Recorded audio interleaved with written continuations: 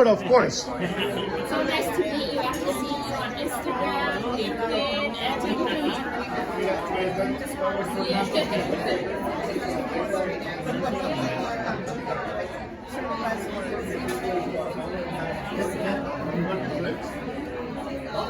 Agarre, por favor.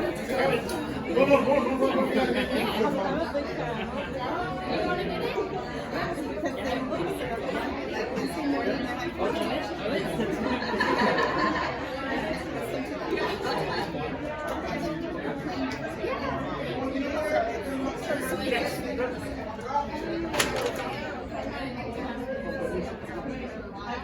I just like because I speak Spanish, I don't even translate, so that's usually time. It's like Doctor, please.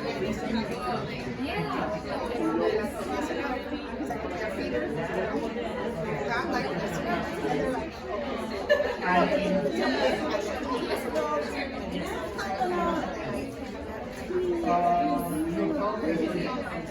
they laugh, they start to understand.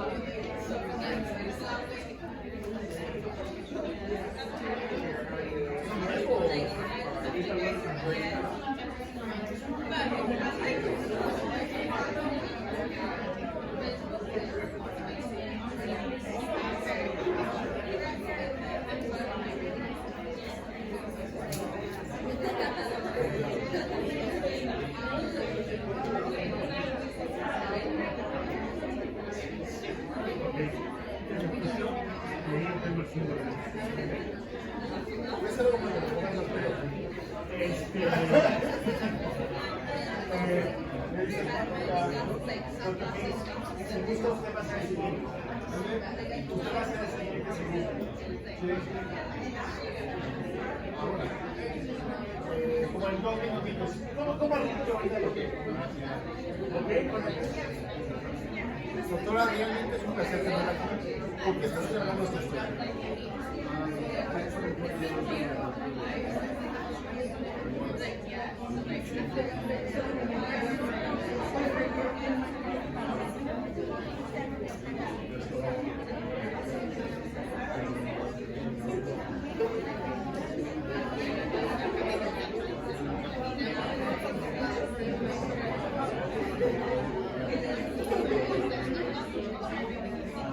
Gracias y gracias por todo. Gracias.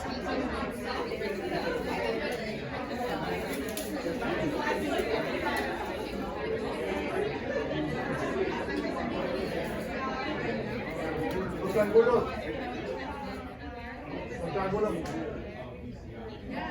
Everybody. Doctora, si gustas, entonces vamos a seguir. Vamos a seguir. Ya. Nos vamos por más de las cosas.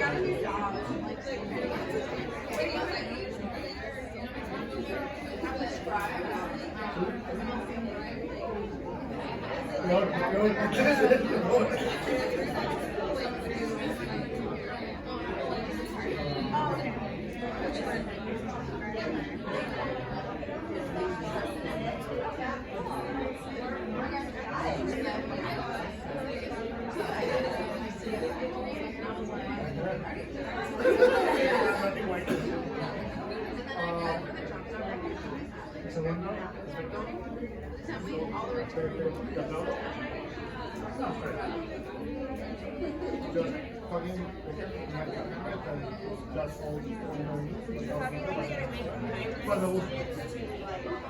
doctora Margarita lo es, platícanos por qué es importante celebrar este día.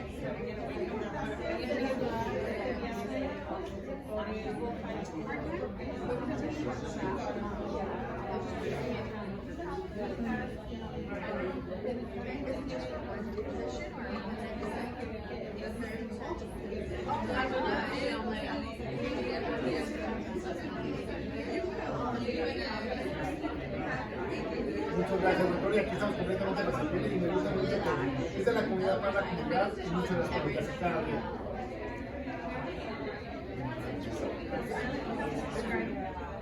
Doctor, muy bien de material, lateral, production to the magic, and very good.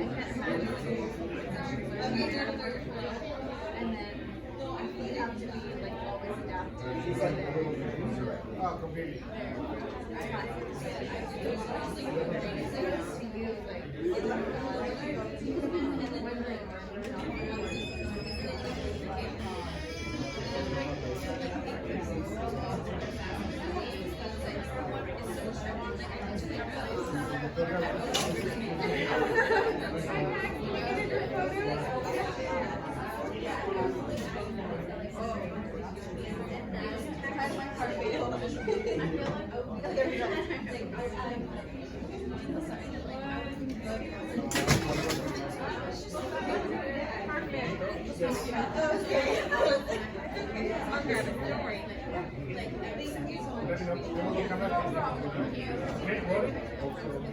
Porque es importante el rol de un médico latino para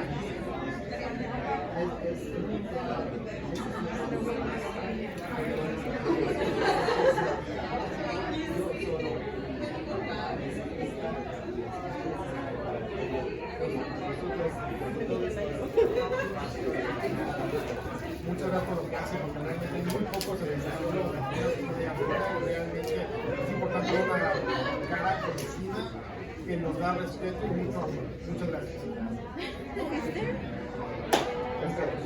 Así. Ya, no.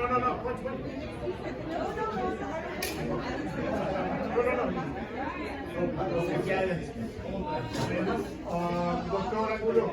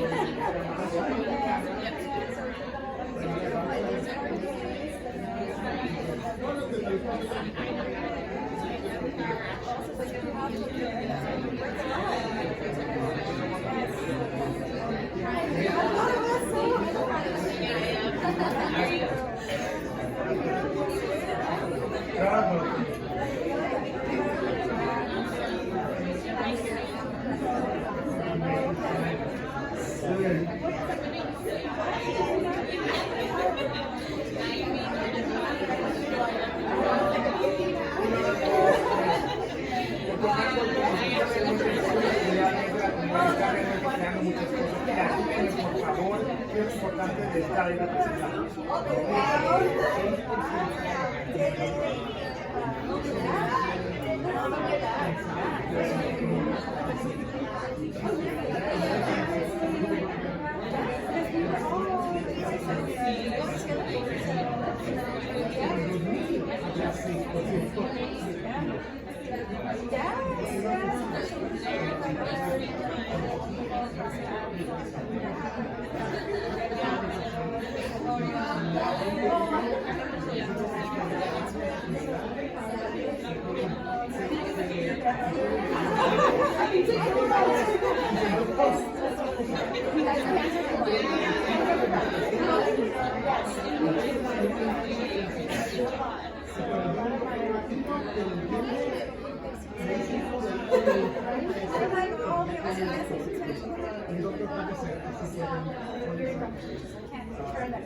Muchas gracias por lo que hace por refrescar y por ser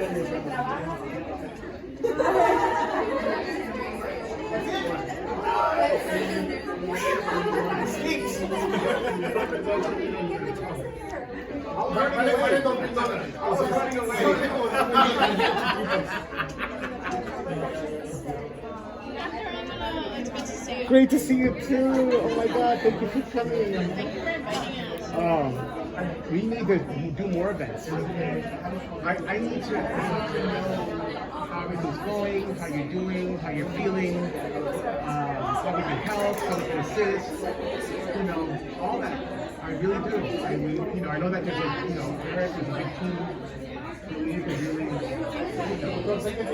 For me, that's the fun part of it.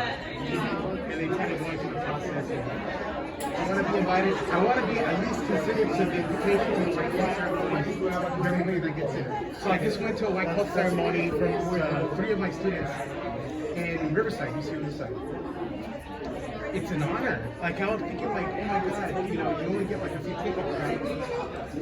Sometimes, the big family, and they will invite me, and that's okay too. At least that was considered. At least someone's going, right? But anyway, that's what we need to do. We'll have more events. So thank you. Thank you. We're trying to raise money.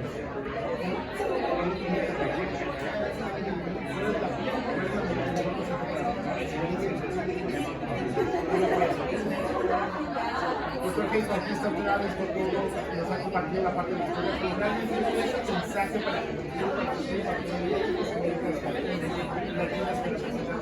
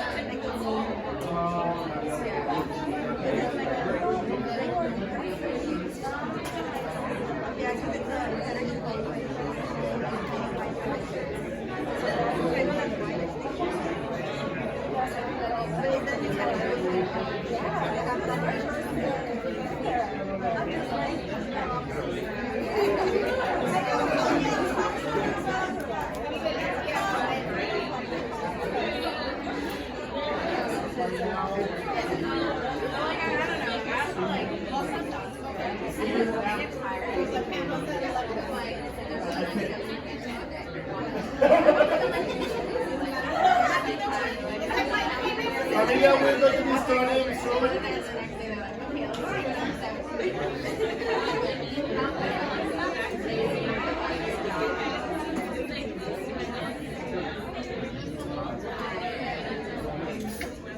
Our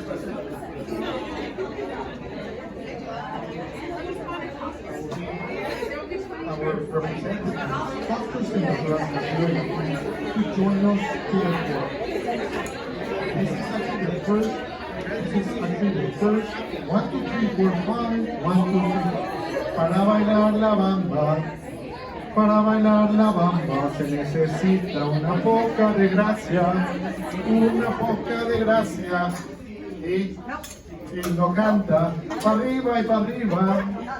Para arriba y arriba, por ti seré, por ti seré, por ti seré.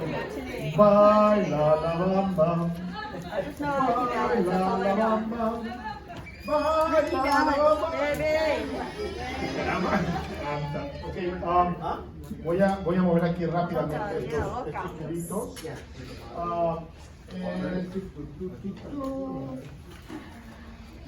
Where's my official? Se me pidió mi hija, pero no importa. Si alguien la ve, por favor, repórtenla.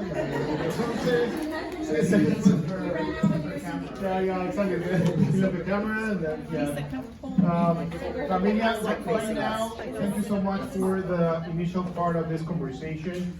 Right now, we're going to be moving to one of the things that I love the most. It's a panel where it's a live mic. We're going to be moving right now to the second part of this conversation. The conversation is, at the beginning is, who are already there? What are their stories, how they actually ended up there? And right now, we are moving to the second part of the conversation, that is, how can we move the community to the next step? Then I have the pleasure to introduce the moderator and amazing friend, Dr. Marco Angulo el Grandioso. Yeah, it's going to be the next. And my friend, all yours. Thank you so much. Thank you for being here. This is quite an honor. You know, and I'm looking at this right here, and it says 6% is not enough. You know, Dr. Hayes Bautista was doing the 6% in 2000. You know, and nothing has changed, and our population has grown, but yet nothing has changed, right? So then we definitely need to celebrate this day, and I'm so glad we've taken it over. You know, on our podcast, and this is we interviewed Cesar Padilla and Michael Galvez, two amazing people, but they both said we need not to be at the table, we need to create our own table.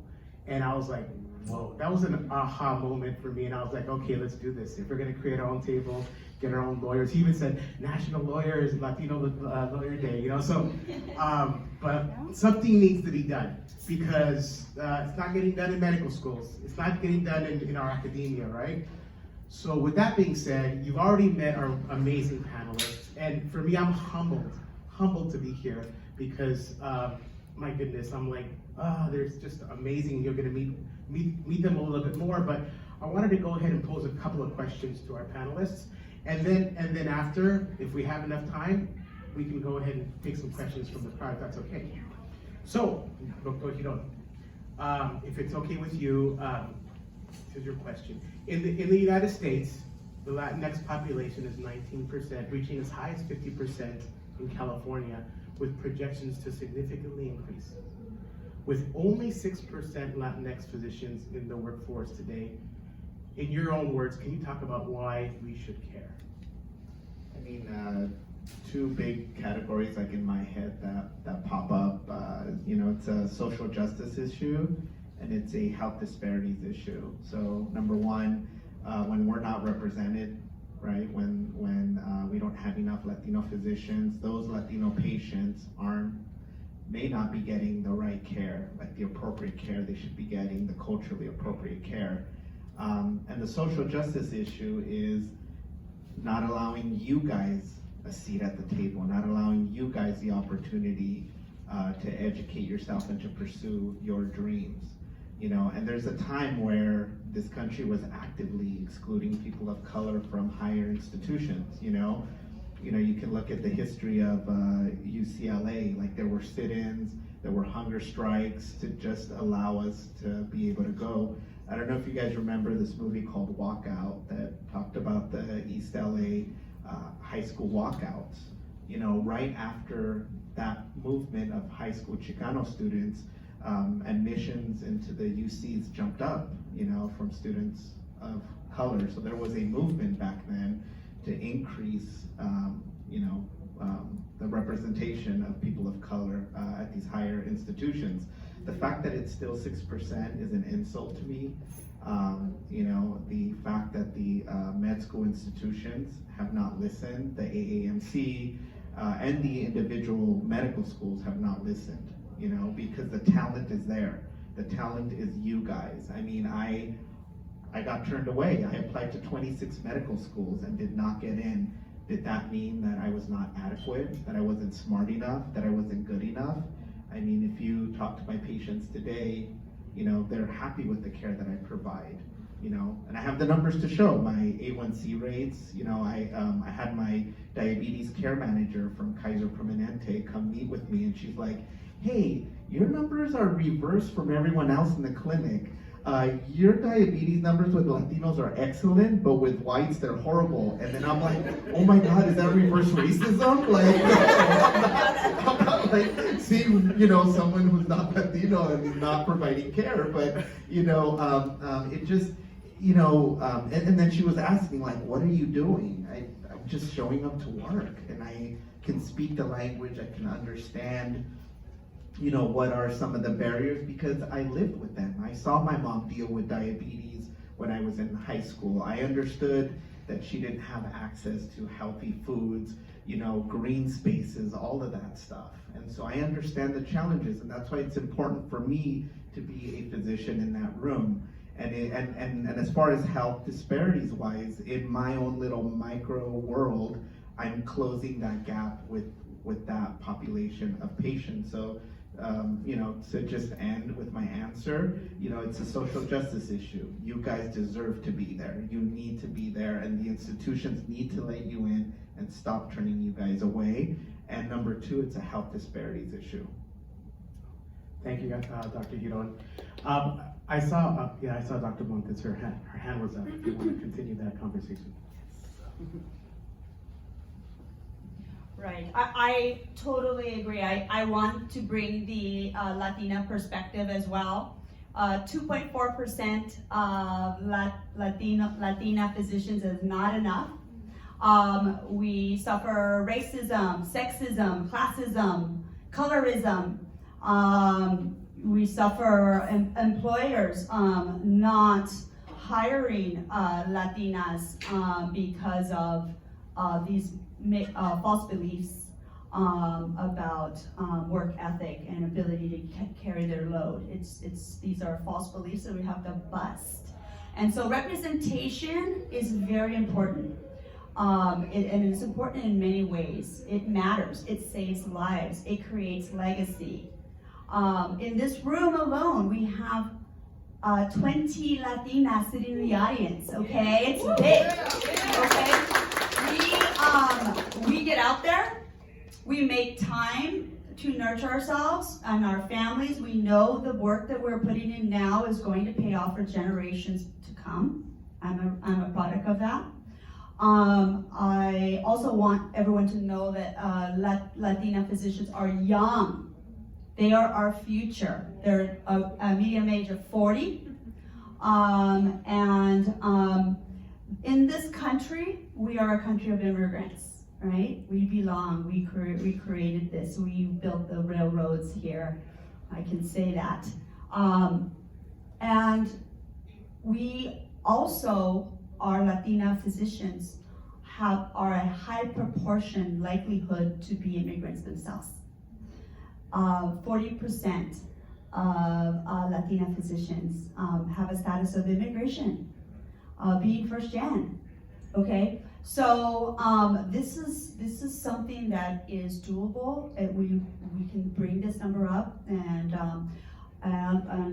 you know, we're going to talk a little bit more like how we can make that change. I just see a bright future.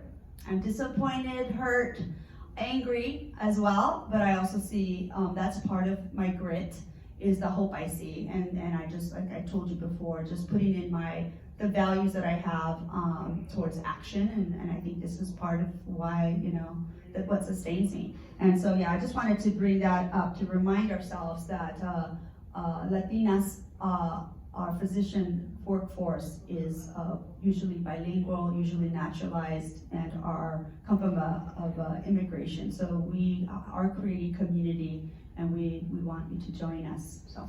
Thank you. I'm going to go ahead and keep the mic over there on that side, and Dr. Loaiza, Dr. Montes, if you want to chime in as well.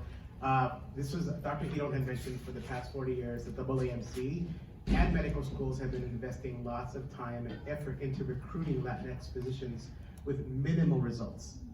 Minimal results. What do you think needs to be done? What can we do now as physicians of color?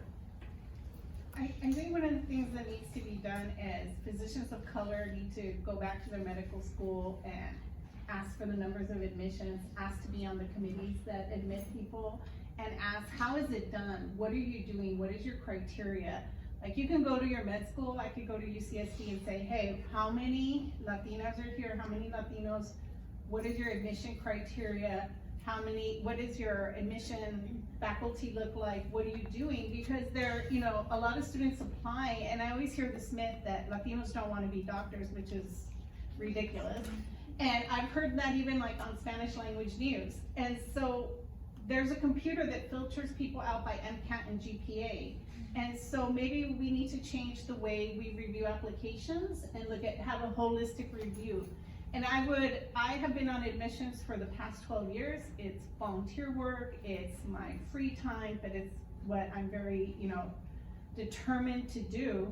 And many times I am the only Latina interviewer, I'm the only Latina screener, I'm the only Latina on the admissions committee.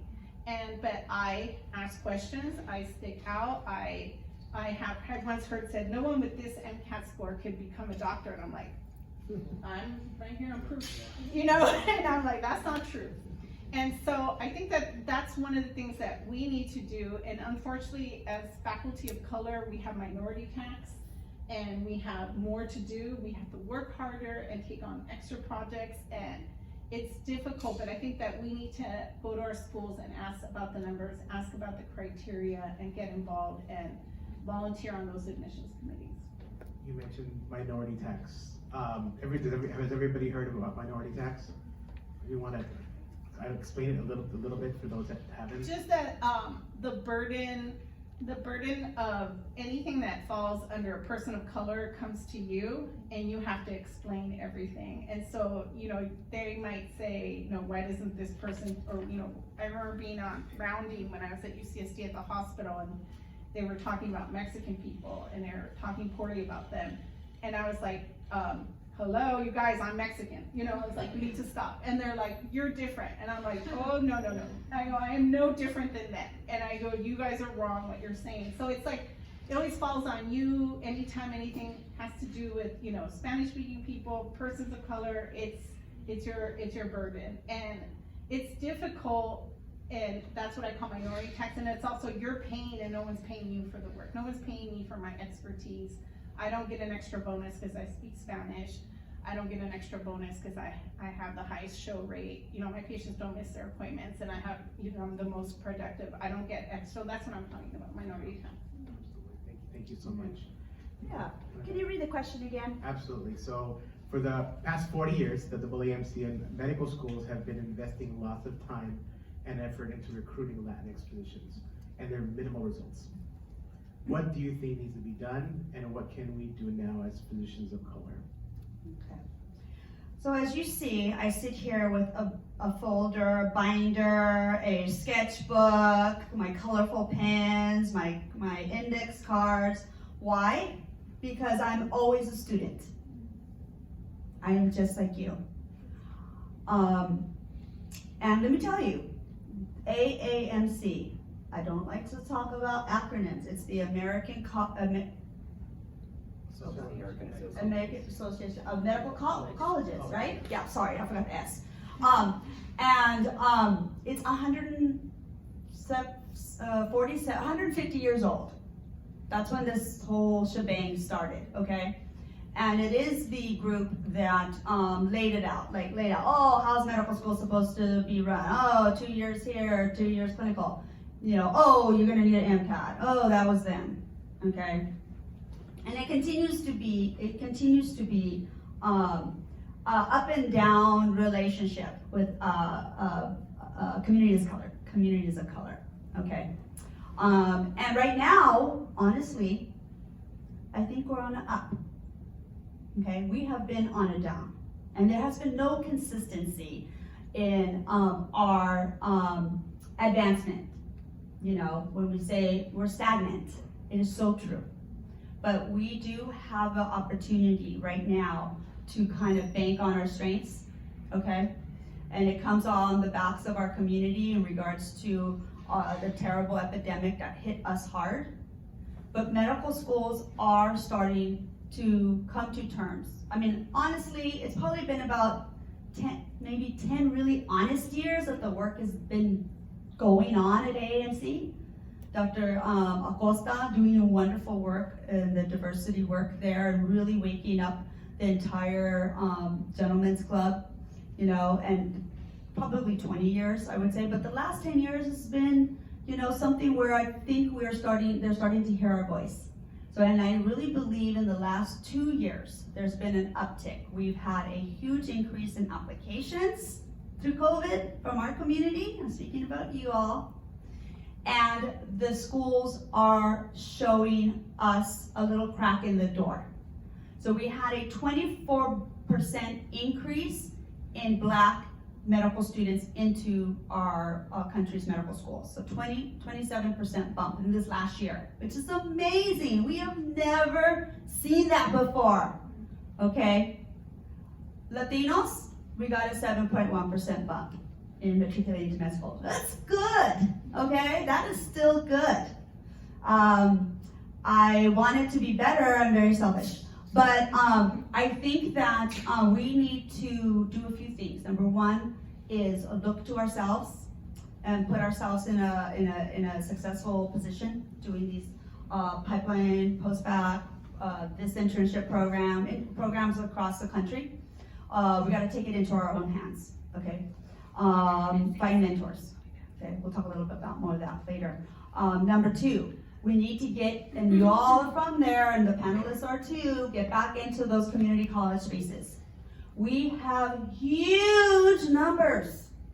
It's actually been a little secret, but we have the numbers. If we were to flood the gates, we're gonna get this 6.1 up, okay, and the 2.4 up, okay?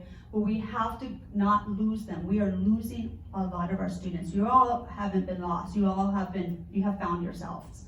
But you have friends and we have family members that have given up. And that we cannot let happen, okay? 80% of our community college students that were pre-med decide not to do it.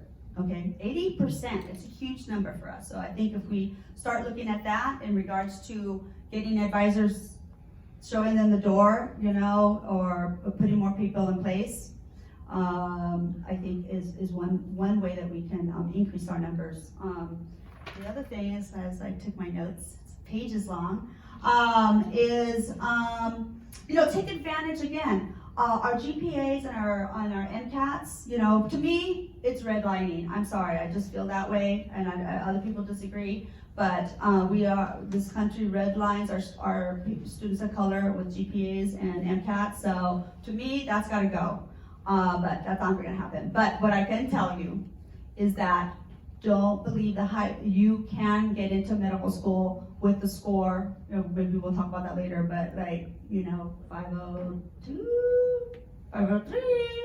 Okay, average is 511. Okay, but yeah, we can do this. We can do this, and it can happen. And just we don't want people to let you know you can't because of your MCAT score. But we want to have a very polished package. What else? Okay, so I just want to let you know about that.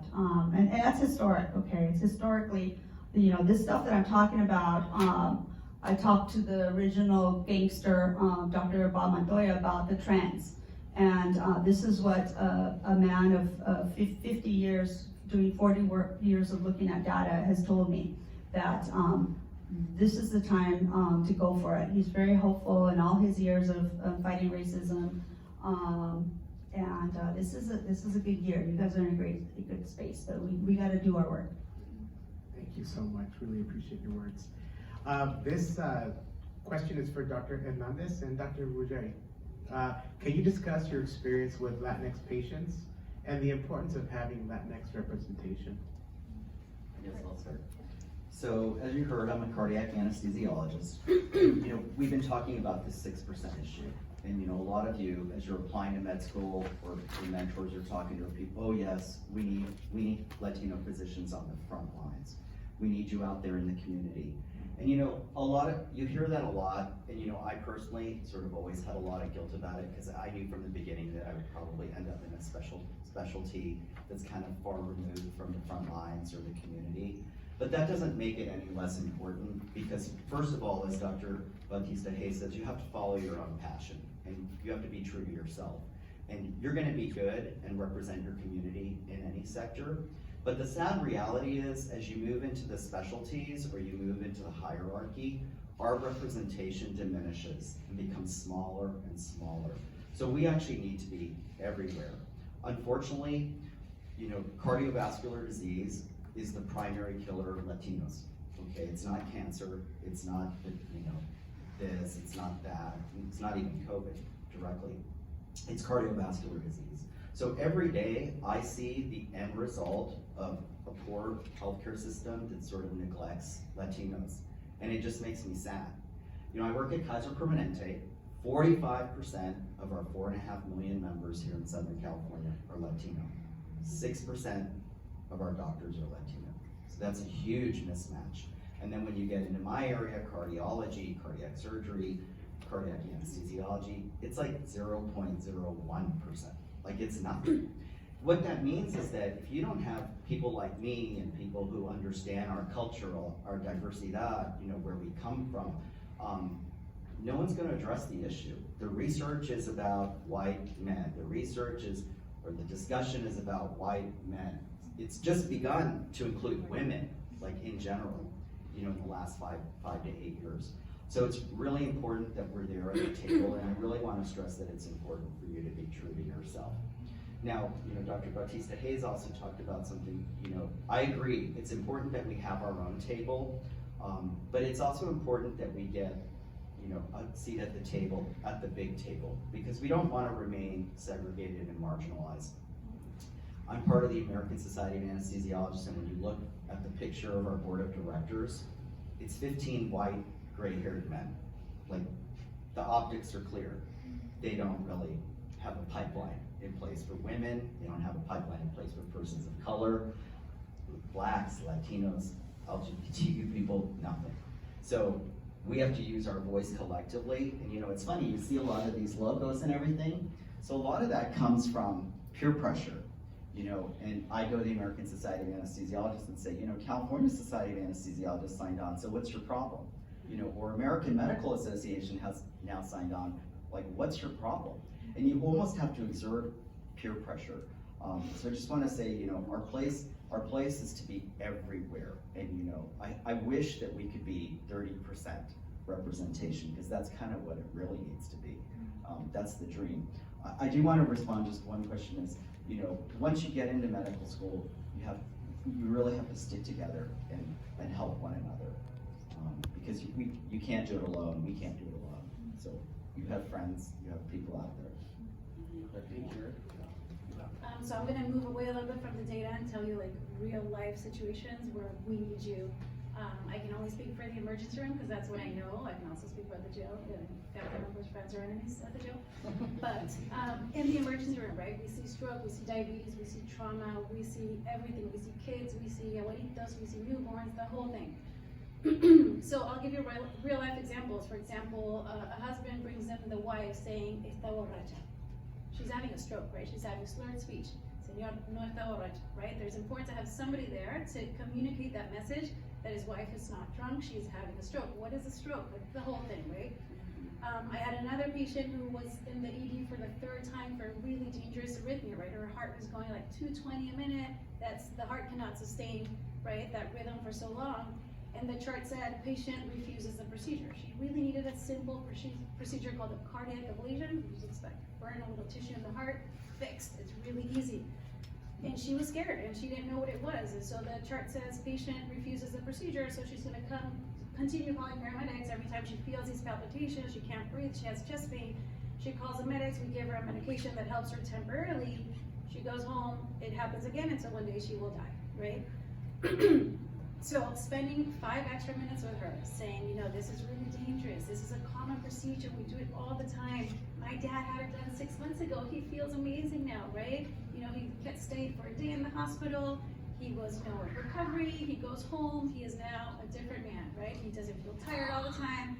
Within 5 minutes, she's like, okay, lo hago, right? And that is life-changing for patients when you can spend the time culturally understanding them, explaining procedures, taking the fear away, building trust. That changes their course within medicine. You know, and you also have like other funny moments, like you're trying to treat, like I had a lady with like really high blood sugar who was certainly not Dr. Yasser's patient, and you're trying like to bring down the blood sugar, and then you see her with her juguito in the purse, and she's drinking her orange juice. Senora, we've been trying for 5 hours to bring her blood sugar down. Let's just drink water for now, right? So, you know, traumas come in. Imagine, like Yasser said, you almost got run over by a car, right? People get run over every day in downtown LA. You get run over by a car, you're scared, you have been surrounded by paramedics, sirens, cops, the whole thing, and you get to a busy emergency room. If you can have a doctor that says, Senora, ¿qué pasó? And then the whole thing changes, right? You know you are not supposed to cut her faja, right? Because we cut the clothes of every single trauma patient that comes in. I know, right? That's really Don't touch the faja, right? You just remove it and then we'll examine her, right? So everything matters. Everything matters. Your presence matters. Your language matters, right? So we need you. There's definitely a million interactions a day. All my colleagues think they speak Spanish. Noticia, you don't, right? Like, I appreciate you trying, but I cannot stop or prevent myself from overhearing conversations that happen in the emergency room, and I hear this very willing doctor trying to explain something in Spanish, and I just look at the patient's like, you know, who he's trying to say, you might as well say it in English, right? Because I don't know what you're trying to say. And then, so what Margarita was saying, like sometimes you have to stop what you're doing, step up and try to help that interaction, because otherwise that patient is gonna leave not understanding the instructions for follow-up, not understanding the medications. You know, so there's a whole bunch of things where beyond having the knowledge that you will have as a physician, you can make a difference within a 2-second interaction with your patients. Well, thank you so much. Yeah, absolutely. And on that, you know, sort of theme, I had a patient this last week, a Latino immigrante who has Kaiser insurance, you know, monolingual Spanish speaking, was sent out of the ER Kaiser twice for right lower quadrant pain, and the doctors there kept saying it's like a muscle issue.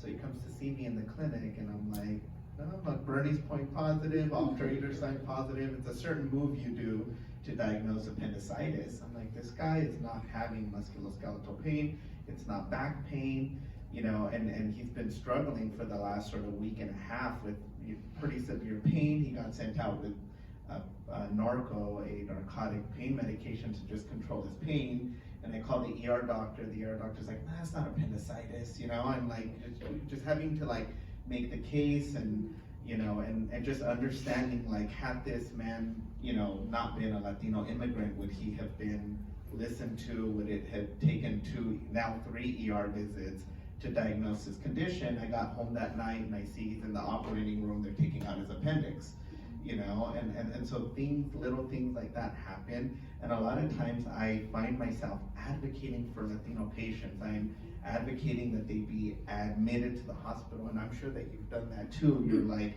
this patient needs an admission. They bounce back and come back and come back, and so you always take that extra step because you know Latino patients aren't listened to. And another story too, same week, a Latina lady gets injured at work. It's a workers' comp case, so her clinic sends her to a workers' comp clinic, and the doctor there walks in and this is a patient of mine that I've had for 3 years. This is the nicest Latina woman. very really soft personality, quiet. And this guy walks in and accuses her of being on drugs, does a drug test, and she even shows me a picture she took of the drug test they did in the clinic there.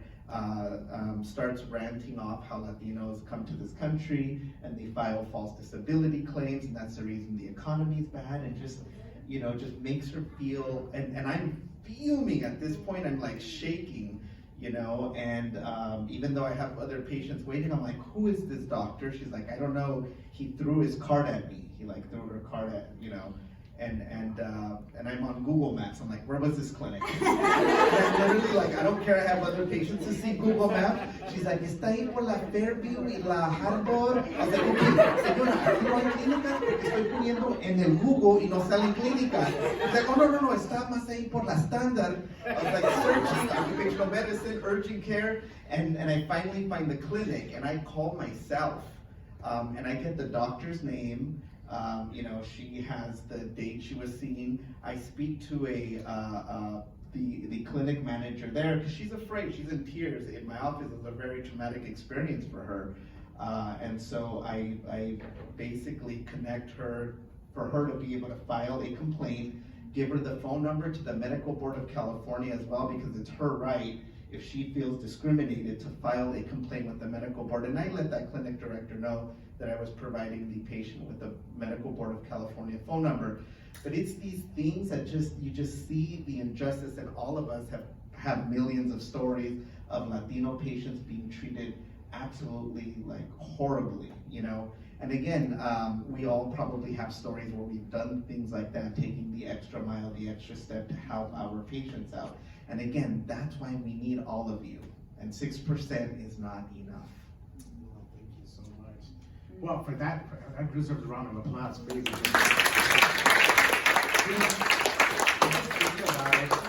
And this is, I'm going to open up to one question for everybody, but when I was going to medical school, 60 to 70% of the people in medical school were from, their dads were physicians, their great-granddads were physicians, their great-great-granddads were physicians. And for me, it was shocking, because I was like, oh my God.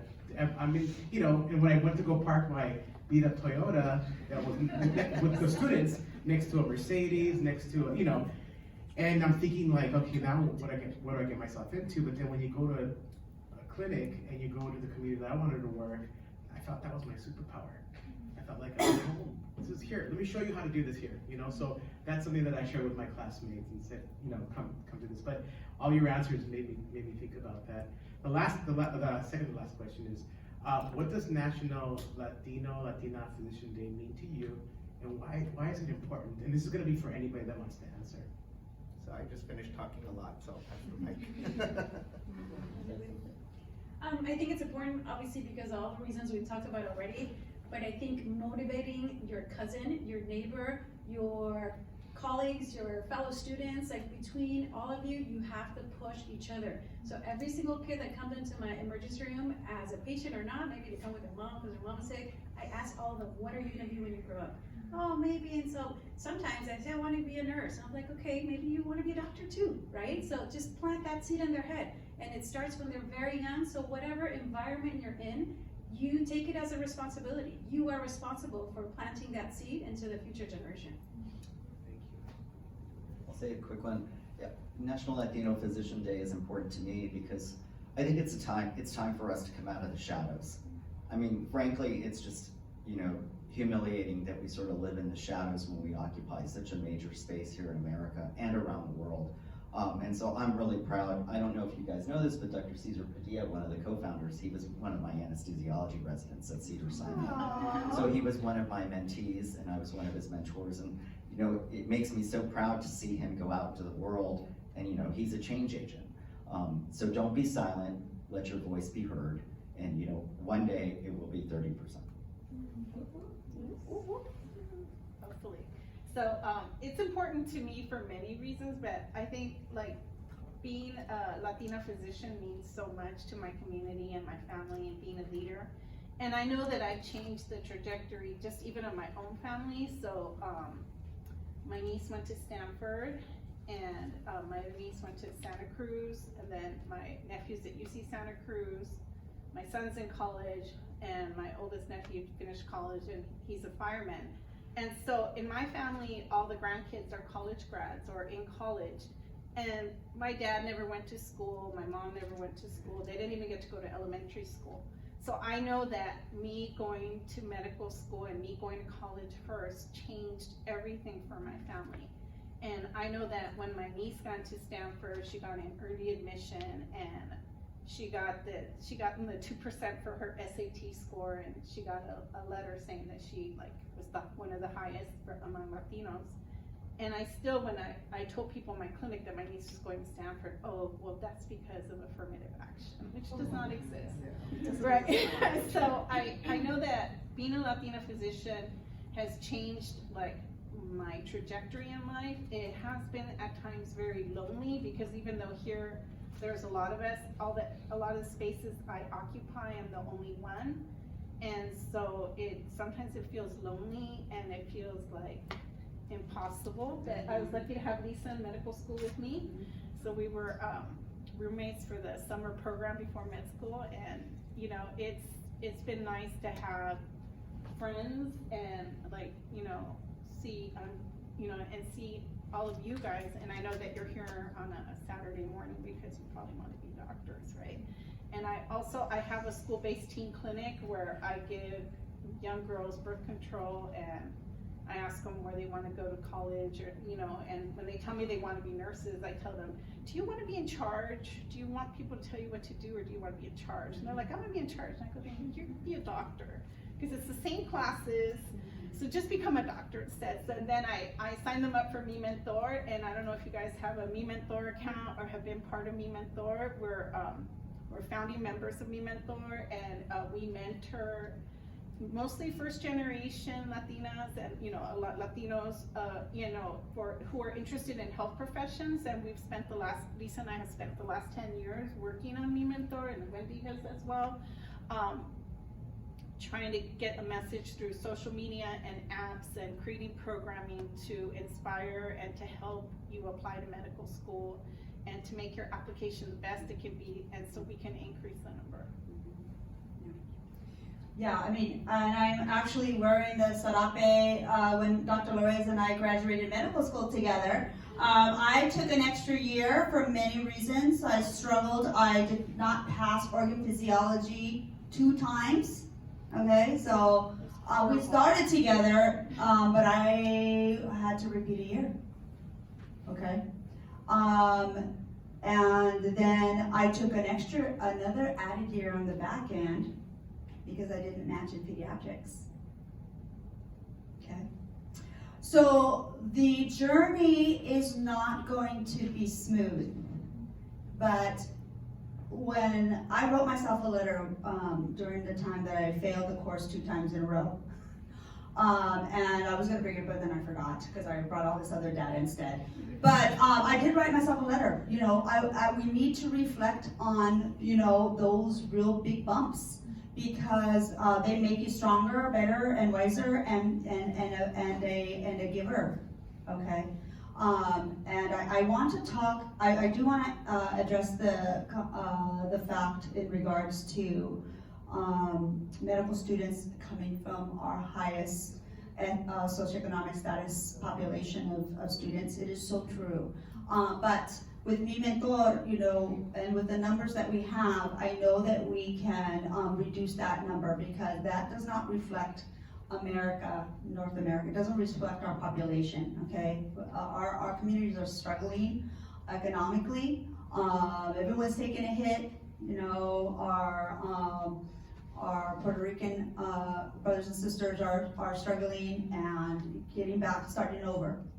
And so I think that, through Mi Mentor, we can instill that perspective with students that don't come from that high socioeconomic status. We have to reduce that number. We cannot allow medical schools to redline, here I go again, redline students that reflect America, reflect this land that our ancestors cultivated, okay?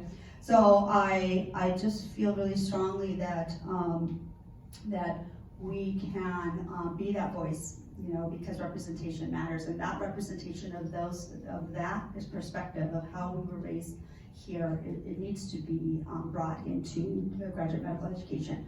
So your voice is very important. We're going to knock that number down, but when you get there, you're going to be the change makers. It's not going to happen by the time you get there. You're going to be accosted by the privilege that medical students come with when they enter med school, and we're there alongside them, and we belong there. And so I do wanted to mention that, you know, there are some not only obviously I'm really engaged and have my target on community college and Cal State schools, but we do have, I think we should applaud, at least not in our heads and in our hearts, you know, there are schools that are feeding medical schools Latinx students, okay? And I have the list. This is AAMC data, but in California, the schools that are feeding applications of Latinx students are coming from UCLA, Berkeley, UC San Diego, UC Riverside, UC Irvine, UC Davis, okay? And a lot of spattering of Florida schools and Texas undergraduate schools. Okay, these are where our Latinx students are applying from, you know, and I really want to get more, obviously, community college, Cal State schools on that list. We are a huge state. We have the numbers. We just got to get those applications in. Okay, so, but we are in a good place. You know, if you are going to transfer, if you're going to go into a UC school, good. That's where the schools are looking at. Unfortunately, to those more prestigious classist beliefs that they have about who belongs in medical school. I don't buy it, but it's what it is. Okay, it is what it is. But I think we can change the narrative, and you all will be sitting up here in 20 years telling us, look where we came from. Like, we're all, you know, this is, our numbers are now, we're on that list of sending Latinx students to medical school, and that's going to be community college and Cal State schools. I just want to add something that I think we talked about, and you know, as we are told sometimes that no, you will not be able to be a doctor, or you know, it's too long. You might have family members that tell you, what, you're going to go to med school? That's like 8-10 years and mucho tiempo. You might as well do something else. So if you're the first one in your family to go through this path, you have to bring your family in with you. You have to let them know, what does it entail to become a doctor in the US, right? So if I have to spend long hours studying at school and come back home at 10 p.m., then let me explain to you why I come home at 10 p.m. So I always tell a story, like we lived in a little apartment in Santa Monica with my dad, my mom, my sister. It's like a 2-bedroom, and my dad would watch soccer, right, all day. So he would want me to study at home, so he would mute the soccer game, and I was supposed to study in the living room with everyone else. And so I started, once I transferred to UCLA, of course, this magnificent library. I would stay there, it's quiet, it's like perfect, what you need. And every day he would say, like, why do you need to go there? Why do you come home so late? You know, why can't you study here? We're providing for you, we're giving everything for you, yet you choose to stay there and come home, right? So this is what they know. They love us, they mean best for us, but sometimes they just don't know. So one time there was a fair at UCLA, the book fair, whatever it is. So I took him to the library and I was like, here, walk with me.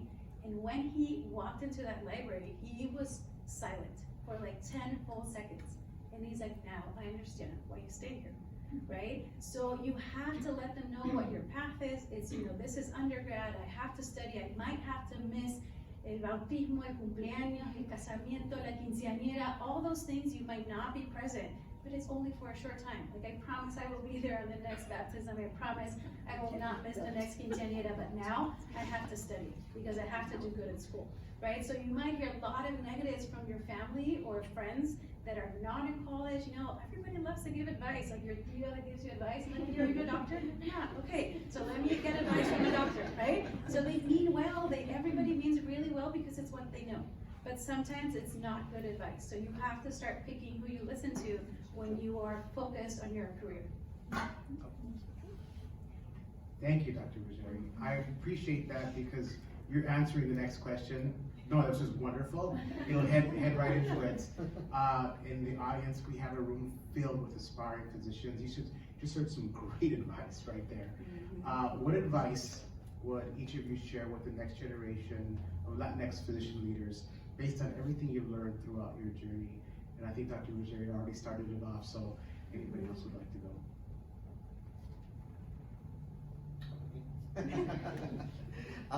You know, it's so cliche, but don't give up. For the longest time, I saved the 26 rejections that I got from medical school, because it's just like a reminder at those letters, like, ha ha ha, I made it even though it's an inanimate object, and like, it's like, who cares, just a bunch of atoms.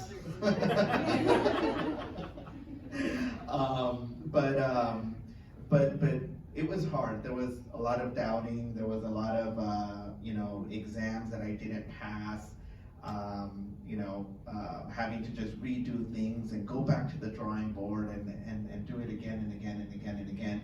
But if you study anybody who's been great in history, be that Latino, African American, even the, white folk that we learn about, Thomas Edison, all these other people, they've always had failures. No one really just sort of makes it in. For us, the barriers are many, but we're examples that it can be done. And the message today from this day is not just that it can be done, but that it should be done. Like, you guys have to do it. And I want you to view every single exam, test question, course that you take, interview, as somewhat of a protest. Like, you're pushing back against the system that's keeping you out. Every quiz, and when you fail, when you get setbacks, you just push right back because 6% is not enough. Like, I want that burned in, and just keep on pushing, keep on fighting, and I hope you guys take something really good from today and just hold that with you.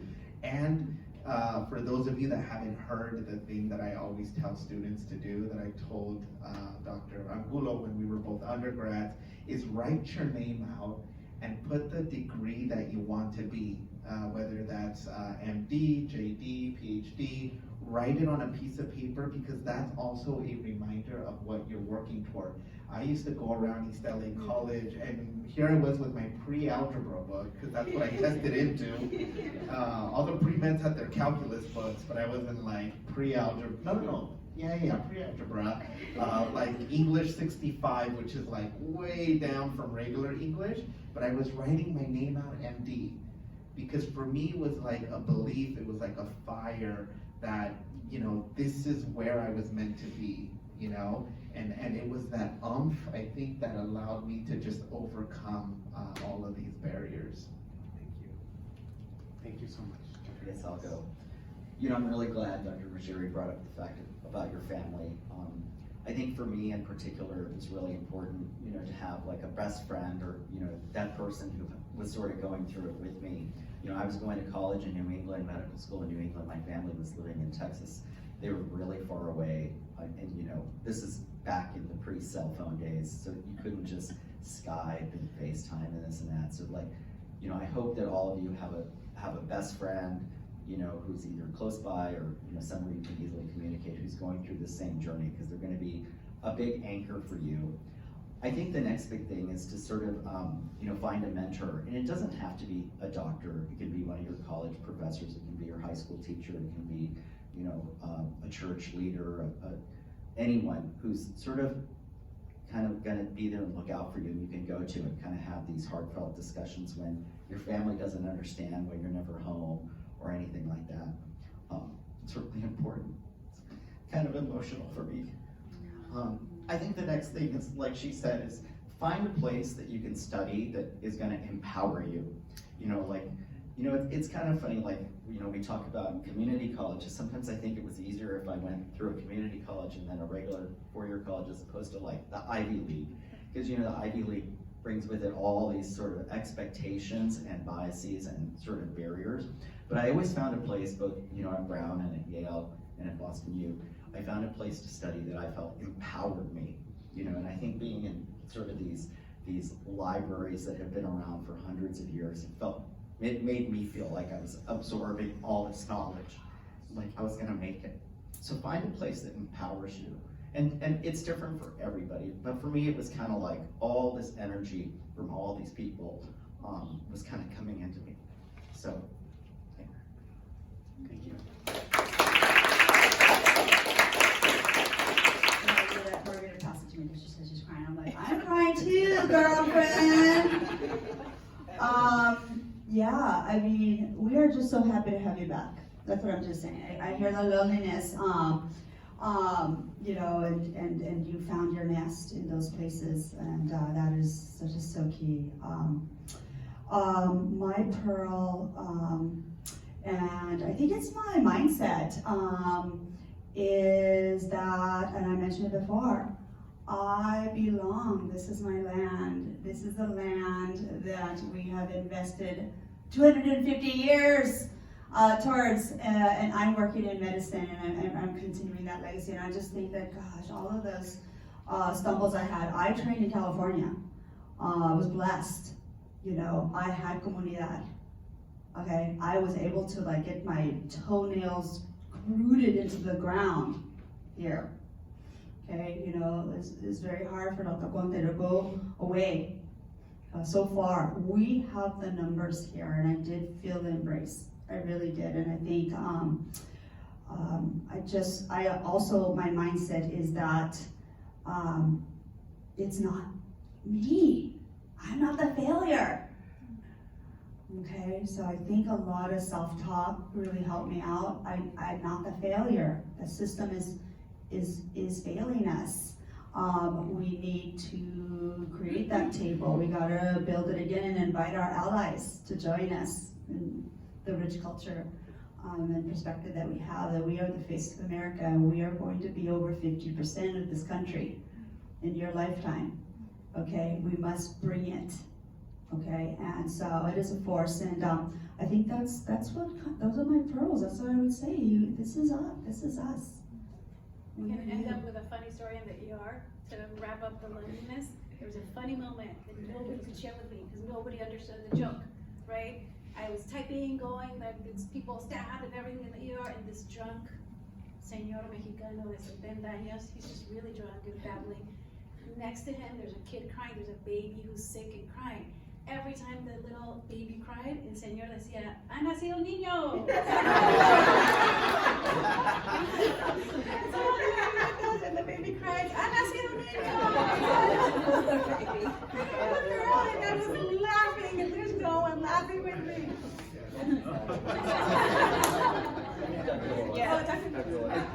I pulled myself together. Okay, now you're laughing again. Good. Yes, good. You're laughing again. I think, advice for you guys, obviously don't give up. Yes, involve your family, look for mentors, you do belong. What I did is I kind of decided I'm gonna be a doctor. I decided that when I was in kindergarten because I had been born with congenital hip dysplasia and had multiple surgeries. I was in casts, I was in braces. I was always at the doctor's, and I decided from a very young age that I was going to be a doctor. I don't know why, but it was a thing I knew, and I told everybody, and everybody thought it was very cute. And so what I decided at a certain age, I was like, I'm not going to do something if it's not going to help me become a doctor, even though I really didn't have a clue. And so I started volunteering at the hospital. If someone would ask me to go to some party in college, I was like, nope. I would, everything I did was like this one track mind, and nothing was gonna stop me. And I was just, that was me. And I think that it really helped me, and I still am kind of like that today. But I set my mind to something, and I just was like, I'm gonna do it regardless of what all the other input I got, that was like, no, you don't belong here. All the messages I got, which were in all the structural barriers, I just kept pushing through, and there was times that I failed, and I picked myself back up, and I kept going, and you know, I was lucky to have my dad and my mom believe in me, and it was the most important thing. But I did get a like, why aren't you home? Why are you coming so late? Why aren't you going to this person's baby shower? And I'm like, she's gonna have 5 more kids, Mom, go to the next one. And you know, my mom would get really mad at me when I would say stuff like that, but it was true. So I'm just like, you know, and so, and you know, my dad was like very much trying to keep me home. They're very concerned about me having, you know, having sex and getting pregnant in college, which didn't happen. And then I hit a certain age and they're like, are you ever gonna have a kid? And so I just, you know, my dad kept trying to get me home. Like when I got into med school, the first one I got into was USC, and he goes, oh, mija, puedes vivir en la casa. And I was like, not USC. And then I got into UCLA and I was like, come on, San Diego. You know, and so I was able to convince my parents San Diego wasn't too far. And that's how I picked my medical school. It was far enough away from LA so that I wouldn't have to go home. But I would drive home with like a truckload of laundry, and my mom would do my laundry when I studied. So it's just having my parents, and you guys can do it. It is a long path. It's totally worth it. You can be a mom. You know, we're moms, right? You can be a mom. It's like everybody says, oh, you're working so hard. You're so many hours. You can't be a good mom. Not true. You know, my mom and my tia helped me raise my son, and my mom wasn't a doctor, but she worked all the freaking time, cleaning houses, multiple jobs. Even my dad worked all the time. He wasn't a doctor. You can do it. And so we need more Latina physicians. You can do it. You can do it. Sure. Oh yeah, this was another thing that I wanted to add. The other thing, when you're having your exams, your med school interviews, your MCAT day, bring your ancestors with you. Bring your loved ones that have passed with you in the room. You know, that, just doing that mentally will help you so much, because you'll feel their power, you'll feel their energy. You know, and I know it's fluffy, but it's very powerful, especially us Latinos. We honor our ancestors. We honor those that came before us. You know, and for me, sometimes when I'm going through difficult things, I not only bring those people, I bring all the important activistas and Chicanos that I know about into the room that have passed on. You know, because those people fought for us. We do stand on the shoulders of giants. You know, we're here today because of these people. You know, and if this were like if I were editing like a YouTube video, giving like this interview, I would cut away from me because I'm not photogenic, and I'd be playing pictures of the 1960s student sit-ins at UCLA, people locking arms so that we can have these opportunities. You know, we need to remember all of those people. Some of them at this point have passed on, you know, but they're still here in some way. Bring them with you. Thank you, yes sir. Thank you, everybody. Oh, yes. I was gonna add something. So, I'm Mariela Garcia, I'm a family medicine doctor at Kaiser. I just wanna add that we have been talking about how hard it is, but I wanna say it's also incredibly fun. My very best friends I made in medical school. We supported each other, we studied together. We go on family trips every year now. You know, we were single when we met, and now we go on family trips with our families. Our kids love it. My kids call it Casa Hotel because we rent like a big house for all 5 families. You have to know yourself. So I was somebody who did still party all the way through because I like to party. That's why I organized a video later today. Sometimes I would get made fun of in residency by Alma. Alma's my good friend, she's a family medicine doctor, one of her really good friends. She'd be like, Prima, did you just come in with hoops and eyeliner from last night? I'm like, yeah, Prima. Last night. But you have to know yourself. It's totally possible to do both things. There are a lot of bautizos that I missed. But when I could party, I would. When I could be with my family, I would. I have 2 kids now. You know, we go everywhere together. We do a lot of traveling. There's totally a way to balance being a good mother, being a good daughter. My grandfather, I lived with him for a little while, and he did the same thing. He'd be like, calling my parents, esta niña llega bien tarde. And I'm like, I'm studying, you know? So like, everything that they said is true, but it's also so much fun, and it is so rewarding. You don't know how many times, I work in Cudahy, so I speak Spanish 85% of the day. You don't know how many times my patients come in and they tell me, usted es la primera que me ha hecho caso. Usted es la primera que me ha explicado las cosas bien. Some of my viejitas come just to see me. They're like, ay, me siento bien nomás con verla. That works. Whatever works for you. So just doesn't happen, want but you you to are know. Just want no, it is hard. There was moments that were hard. The moments that were hard, I was reminding myself, this is where I belong. I am needed. Because when I was an undergrad, I met Dr. David Hayes Bautista, and he told me of the shortage. And I was like, I am important. I belong here. And there's days that are still really tough, and then a patient will come in, and they'll be extra grateful. And I take that as a sign, as a reminder, this is where I belong. This is where you belong. Necesitamos más. So just don't give up.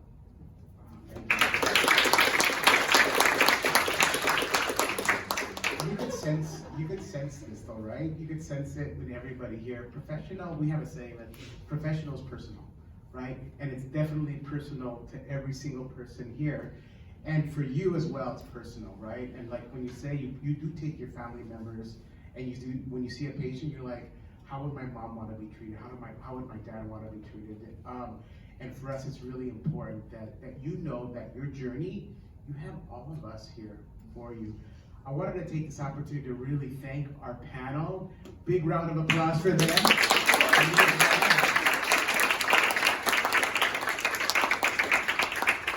Today's date, we now have 6%. Next year, we're gonna see this number and we're gonna be going up and up. Let's keep going up. But I wanted to go ahead and just thank all of you for being here. Thank you so much.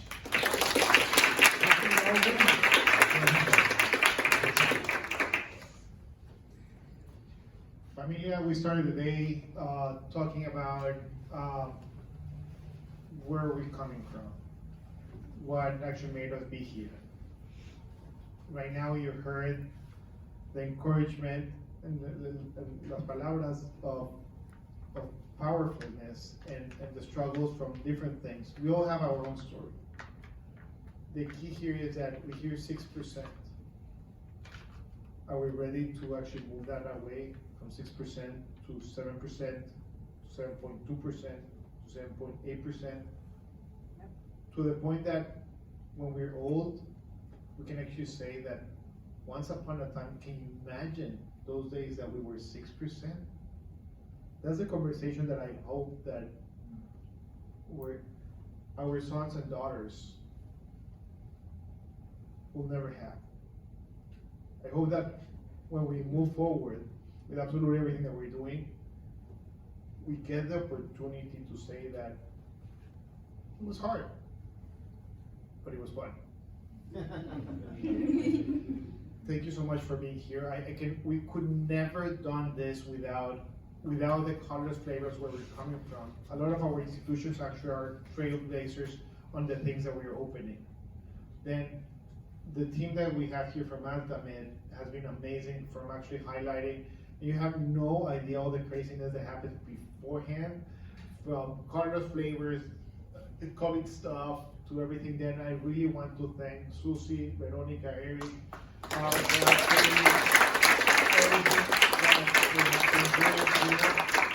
because we all have like a little piece of absolutely everything, and we need to remember ourselves, our familias, and our team members, because all of us are pushing the same way. Then I want to invite to do a selfie. Then if doctores, if you can step up here and everybody stand up, that way we can do the selfie stuff over here. Oh, I got it. Merhaba.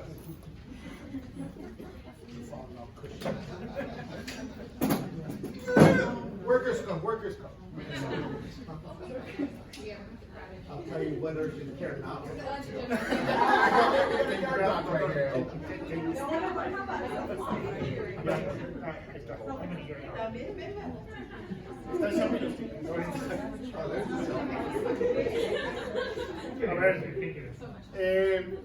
From Dr. Angulo, here we're good. Joseph, vete para acá. Corre. 1, 2, 3. More? Okay, small video. That way we have everybody that way. If there's doubt. 1, 2, 3. Smile! Yeah! Wait. Now they're here? Yeah, no. My thighs are burning. 1, 2, 3. Smile, everybody! That's all. I screwed that one. That's all, Latino. Thank you so much.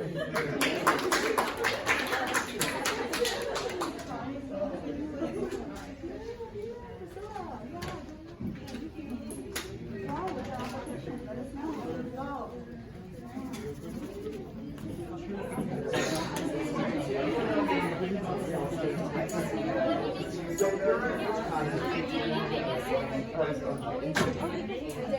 did? Okay, perfect. I'll check. What's your email address?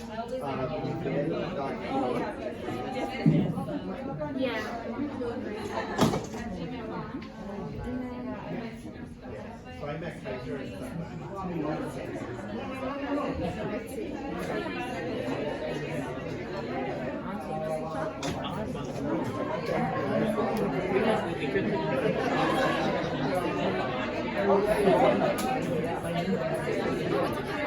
I know I saw it.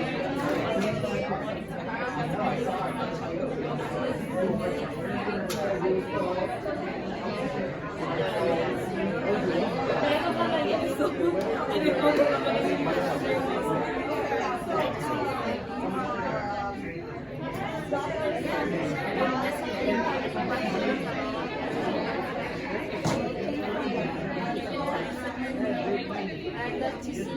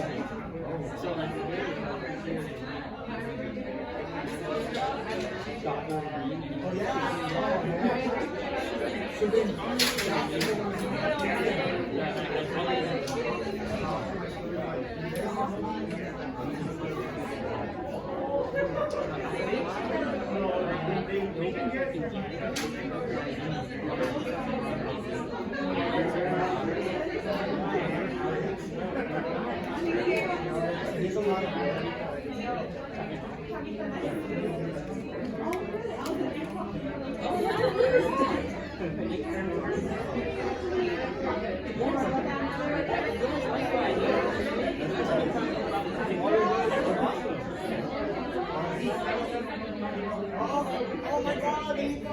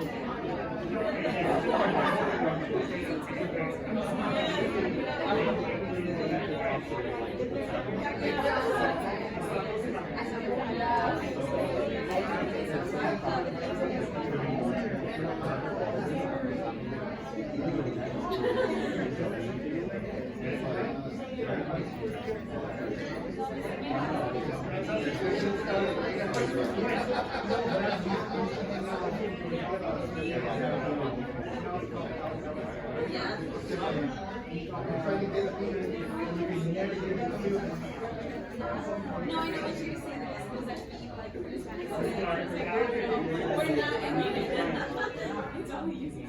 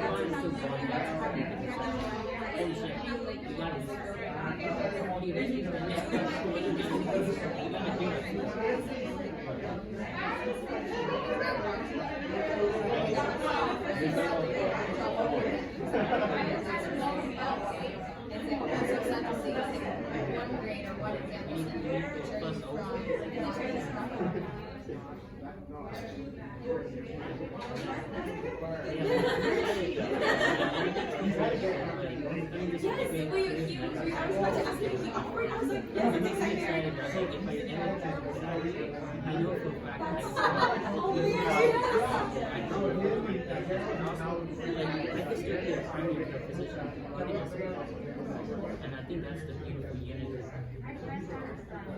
I feel like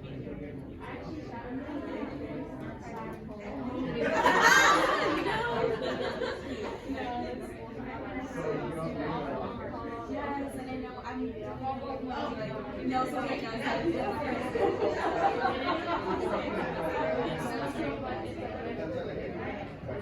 yes. Well, if you twist it hard, right, and how do you like feeling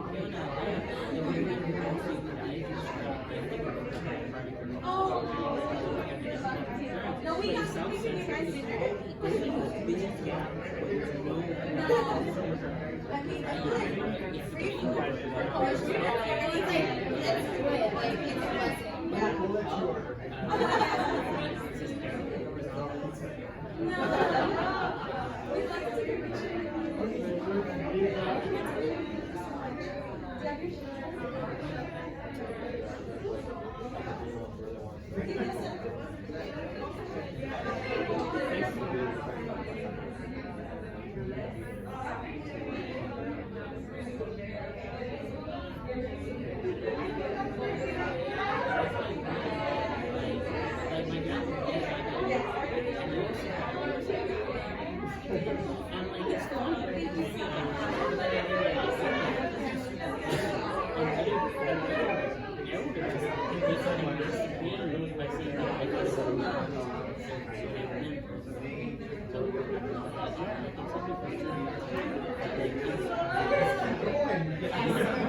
almost there.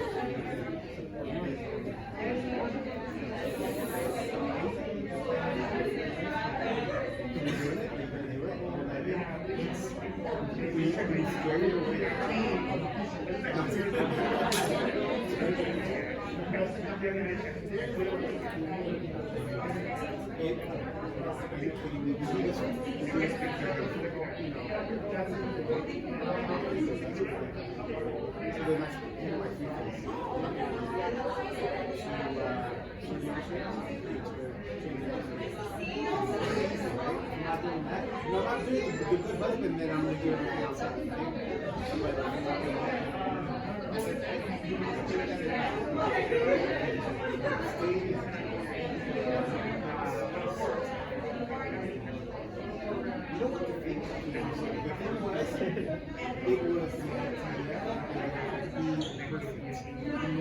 and it's line, and if you step away from the line, that's your career's over, right? And just realizing we're all over the place and step away everywhere, but still had that, you know. And I took that and kept it.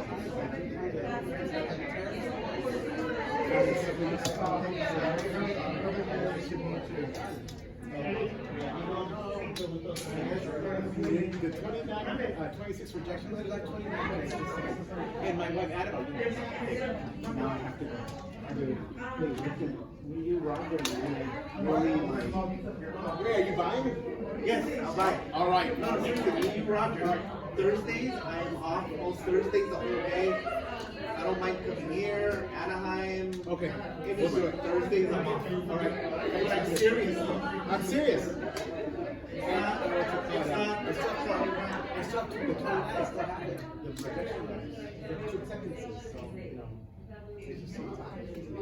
And then I remember when I got that the first thing I thought, I was like, it's like this is the relief came down, you know, anyways, I'll let you.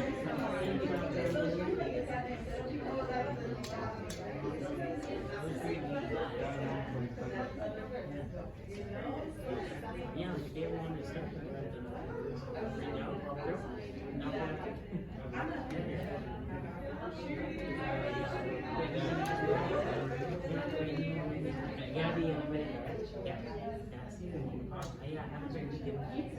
yeah,